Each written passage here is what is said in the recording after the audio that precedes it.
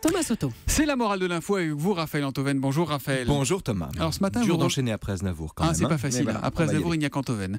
Vous revenez ce matin sur un petit jeu qui consiste à confronter un politique dont le discours a changé entre-temps à ce qu'il disait du même sujet quelques semaines ou quelques mois auparavant. Honnêtement, on le fait tous. Oui, alors, et c'est toujours avec un rire goguenard qu'on exhume telle ou telle déclaration ouvertement contradictoire avec des prises de position plus récentes. Comment vous, monsieur Nicolas Dupont-Aignan, qui, la main sur le cœur, refusiez qu'on vous confonde avec Marine Le Pen et le Front National, avez-vous pu signer ensuite un accord de gouvernement? Comment vous, Bruno Le Maire, qui disiez, citation, ne voir ni clarté ni projet dans le programme d'Emmanuel Macron, avez-vous pu ensuite vous déclarer en phase au point de l'incarner avec sa politique économique? Vraiment, nos élus n'ont aucune colonne vertébrale. Bon, sans aller jusque-là, on peut quand même observer, Raphaël, au fil des déclarations des uns et des autres, qu'ils ont, on va dire, je sais pas, une vraie souplesse dorsale, non? Oui, comme dirait Cyrano, oui. Et une veste réversible, c'est vrai. Mais c'est oublier un peu vite, Thomas, que les hommes politiques ne disent jamais ce qu'eux-mêmes pensent vraiment.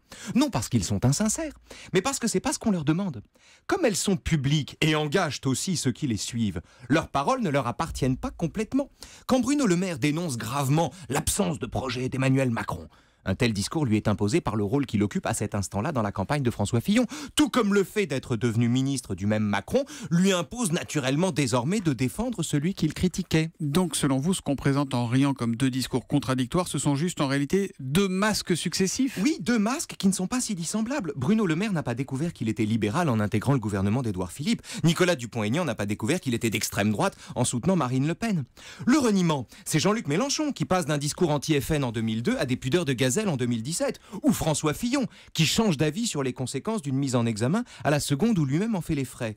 Mais quand Bruno Le Maire ou Nicolas Dupont-Aignan changent d'avis sur Macron ou sur Marine Le Pen, quoi qu'ils fassent aussi le calcul de leur intérêt, ils ne se renient pas. Pour le dire en termes sartriens, ils saisissent l'occasion donnée d'adapter leur liberté à une situation nouvelle, ce qui n'est pas la même chose. Et la morale de l'info? Changer d'avis, ce n'est pas toujours vendre son âme. Vous mériteriez qu'on mette Jacques Dutronc.